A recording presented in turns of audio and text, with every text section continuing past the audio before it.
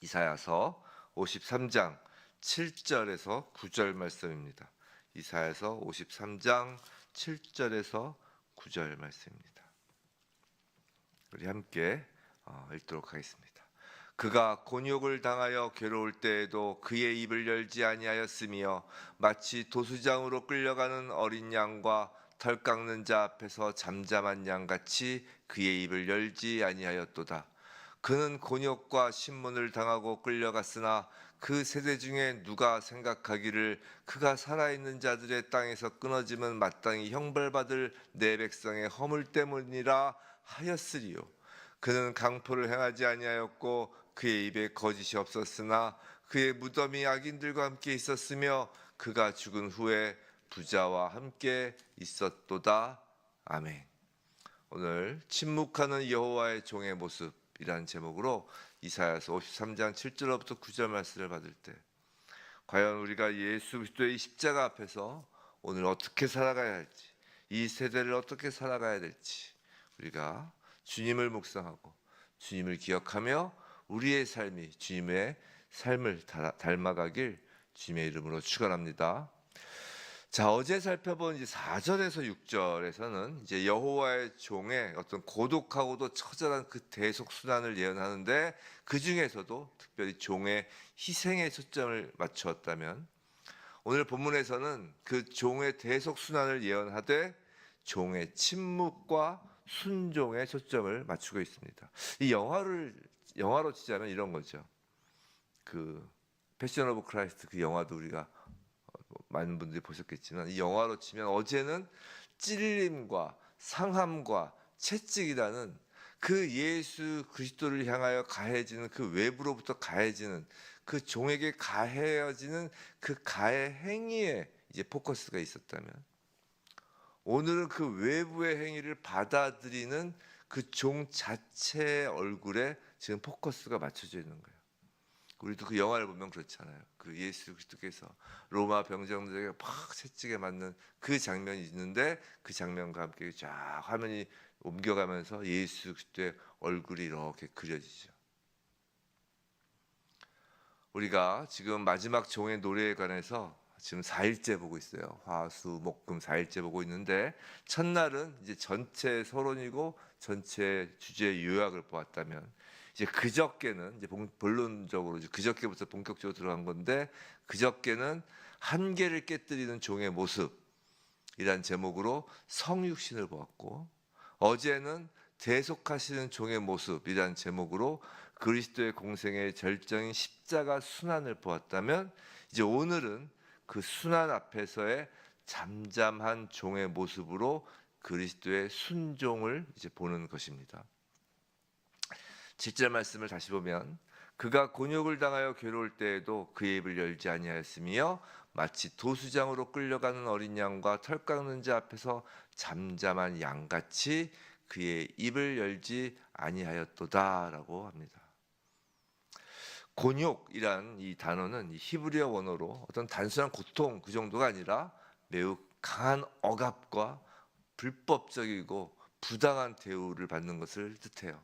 그런데도 불구하고 7절에서 그의 입을 열지 아니하였다라고 지금 2번 반복하고 있죠. 주님은 잠잠하십니다. 우리는 고통을 당할 때 본능적으로 항변하고 억울함을 호소하게 되어 있죠. 주님도 지금 이 순간에는 100% 인간으로서의 모든 수단을 당하신 거잖아요. 우리 인간들을 다 항변하고 억울하다고 호소합니다. 하지만 우리 주님은 달랐다는 것이에요. 억울함 앞에서도 입을 열지 않으시고 고난 앞에서도 잠잠히 순종하십니다. 이 모습은 세상의 방식과 정반대입니다. 그런데 여기에 복음의 신비가 있는 것이에요.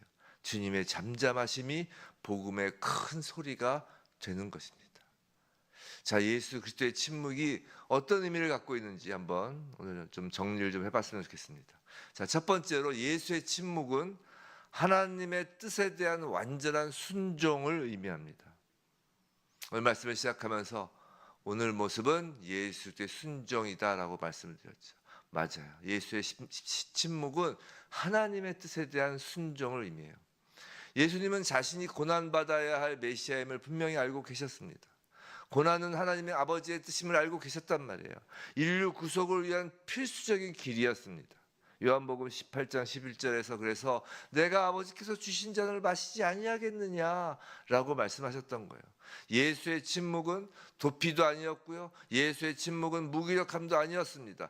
예수의 침묵은 자발적인 순종이라고요.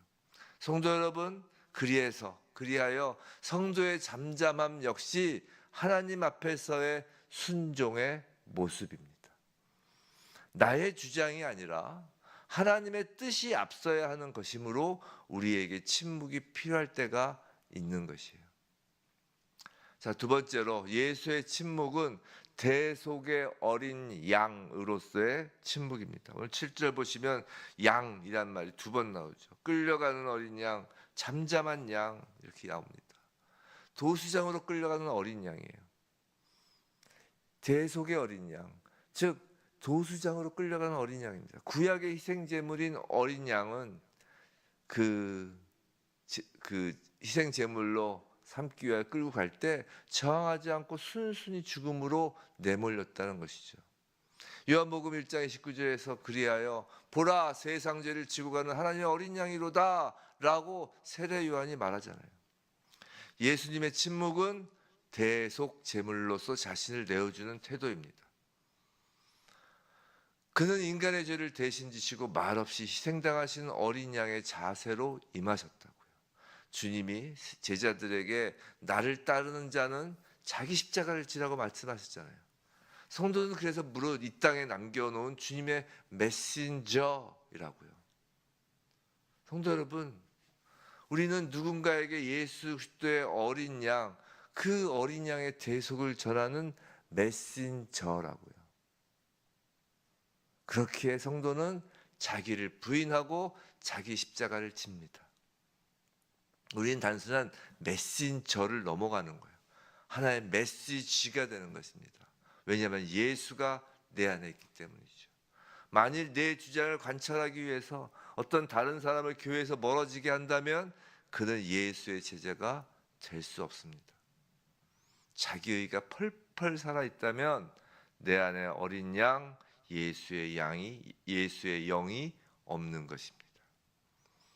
우리는 예수의 메신저이며 예수 그리스도 우리 안에 내주하셔서 그 성령이 내주하시는 우리 자체가 또 하나의 메시지가 되는 거예요. 잠잠한 것입니다. 자, 세 번째, 예수의 침묵은 하나님의 심판을 받아들이신 침묵입니다. 우리가 이걸 잊어버리면 안 돼요. 자, 예수님의 고난은 하나님의 뜻에 순종하기 위한 그 침묵과 그 다음에 대속의 어린 양, 희생제물로서의 어린 양으로서의 침묵인데, 이 예수 그리스도의 이 고난은 단지 인간에게 받는 고통이 아니란 말이에요. 지금 로마 병정에게 맞는 그 채찍질이나 그 어저께 찔림, 그 못과 그 못으로 손이 못 박히고, 그 다음에 채찍에 맞고, 그 다음에 그 창으로 찔리고 가시관을 쓰고, 그건 인간으로부터 받는 고통이 아니라 그 고난은 하나님의 공의로운 심판을 받고 있는 모습이라고요. 그걸 잊어서는 안 됩니다. 고린도후서 5장 21절에서 하나님이 죄를 알지도 못하신 이를 우리를 대신하여 죄로 삼으셨다 그랬다고요. 아주 예수님이 죄덩어리가 된 거예요. 죄가 단 하나도 없으신 분이 인류의 모든 죄가 그 몸에 들어감으로 예수님께 전가됨으로 예수 그리스도가 죄덩어리가 됐다는 것이에요. 예수님은 우리의 죄를 짊어진 채 하나님의 심판 앞에 서셨던 것이고 그 심판 앞에서 잠잠하신 거였습니다. 성도 여러분, 하나님 앞에서 하나님의 심판 앞에서의 침묵은 당연한 거예요. 장담컨대 하나님의 심판 앞에서 변명하거나 억울하다고 항의할 수 있는 사람은 아무도 없습니다. 하나님의 그 빛 앞에서 인간 모두의 죄는 샅샅이 드러나기 때문이에요. 성도는 하나님의 그 엄중한 심판대 앞에 선 자들입니다. 예수 그리스도의 십자가 앞에 선 자들이며 그 십자가에 떨어진 하나님의 심판을 본 자들이 그리스도인이라고요. 우리는 하나님 앞에서 살아가는 인생이라고 고백합니다. 코람데오를 추구하는 그 성도에게선 그 침묵이 당연한 것입니다. 자, 네 번째, 예수 그리스도의 침묵은 사탄과 인간의 정죄에 대응하지 않으시는 모습이에요. 예수님은 침묵하심으로써 그 사탄의 고소와 그 사람들의 정죄에 일일이 대응하지 않으신 거예요. 한번 대응하기 시작하면 끝이 없어요. 우리가 일절 대응하지 않으신 거예요. 왜냐하면 그들의 그 정죄, 그들의 그 고소는 결국 예수 그리스도의 죽음을 통해 역전될 것이기 때문이었죠. 그는 침묵 속에서 구속의 승리를 준비하고 계셨던 것이고 변명할 필요가 없었던 것이에요. 로마서 8장 33절에서 이런 말씀이 있죠. 누가 능히 하나님의 택하신 자들을 고발하리요. 성도는 사단과 그들의 앞잡이로 나선 사람들의 정죄에 일일이 대응할 필요가 없습니다. 이미 예수께서 승리하셨기 때문이에요. 일일이 막 드자빗질 필요 없어요. 성도는 이 세상을 살면서 세상 사람들이 볼 땐 약해 보이고 도망치는 것 같이 보이지만 사실 약하고 도망치는 게 아니에요. 그 일일이 대응할 필요가 없는 것입니다. 왜냐하면 똑같은 수준이 되거든요. 예수님은 일일이 대응하지 않으시기 위하여 침묵하신 거라고요. 이미 승리하셨잖아요, 예수님. 우리는 예수의 승리를, 예수님은 부활 승리를 아셨고 우리는 이미 예수님이 부활하신 그 승리를 경험한 사람들이잖아요. 아는 사람들이잖아요. 일일이 대응할 필요가 없다는 것이. 그 자리에서 이겨먹겠다고 멱살 잡을 필요 없다라는 것입니다. 다섯째, 예수의 침묵은 우리에게 모범을 보이시기 위함입니다. 예수의 침묵은 믿는 자들에게 본이 되는 것이죠. 베드로전서 2장 23절에 이런 말씀이 있어요. 욕을 당하시되 대신 욕하지 아니하시고 고난을 당하시되 위협하지 아니하시고 오직 공의로 심판하신 이에게 부탁하시며. 자, 고난 가운데서도 믿음으로 하나님께 자신을 맡기며 침묵하셨던 예수님은 우리에게 공의로 심판하는 이에게 부탁하시며, 즉 우리에게 참된 인내와 그 신뢰, 하나님을 향한 그 신뢰의 본을 보여주시는 거예요. 어떻게 해요? 욕하지 아니하고 위협하지 아니하시면서 우리가 일일이 대응하지 않고 욕의 욕으로 대응하고 고난의 위협으로 대응하지 않는 이유는 하나님을 전적으로 신뢰하는 예수님의 모습을 닮아가기 위해서인 것입니다. 침묵은 하나님을 향한 전적 신뢰의 표시입니다. 그것을 성도에게도 요구하시는 거예요. 본받으라 라고 하시는 거예요.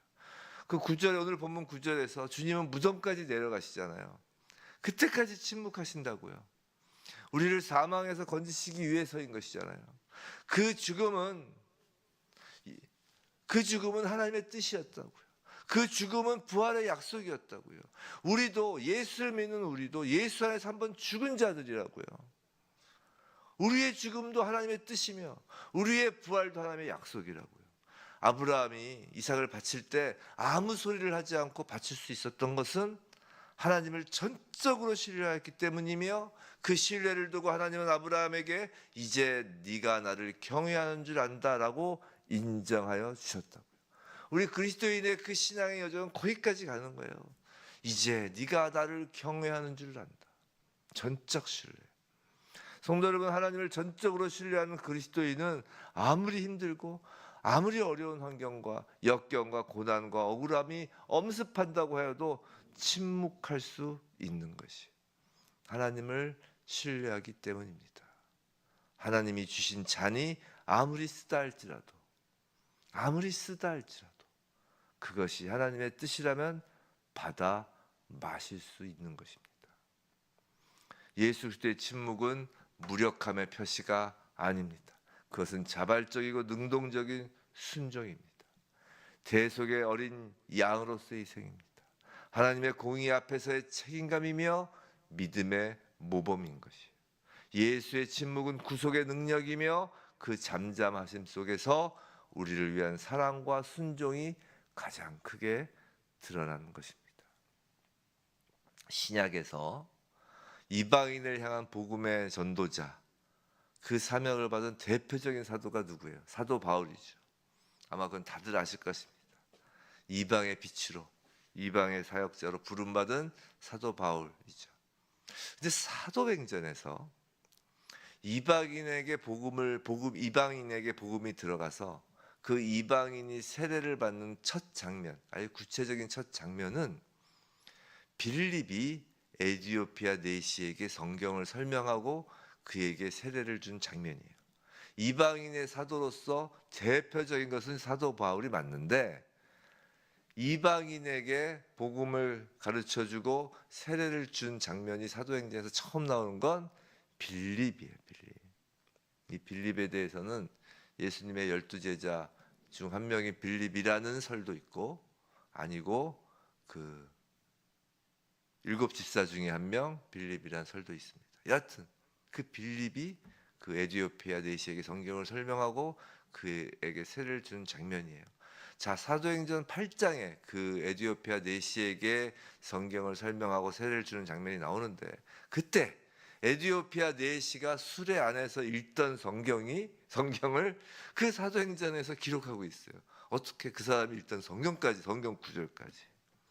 그 성경 구절이 뭐였냐면 바로 이사야서 53장 7절 오늘 본문이라고요.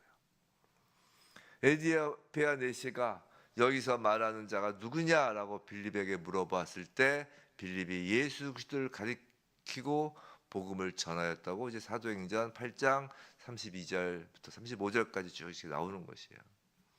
그리고 이 에티오피아 내시가 세례를 받는 장면이 끝나고 나서 곧바로 나오는 것이 뭐냐면 사도행전 9장이 바로 사도 바울의 다메섹 도상에서의 회심 장면이 나와요. 구약에서 그 많은 메시아에 대한 선지자들의 예언의 글이 있는데 왜 굳이 이사야서 53장 7절 이 잠잠한 어린 양의 이 말씀을 통하여 에티오피아 내시가 회심하는 장면이 나오고, 그리고 그 이야기에 곧바로 뒤이어서 이방인의 사도로 불리는 사도 바울의 이야기가 펼쳐지느냐 말이죠.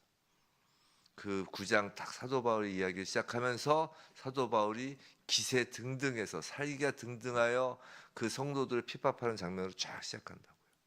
무엇을 지금 보여주려는 것일까요? 지금 잠잠히 어린 양으로 순환을 받으시는 예수 그리스도의 모습과 이방인의 사도가 되기 전에 그 사울도 그때 하나님을 위한다고 했다고요.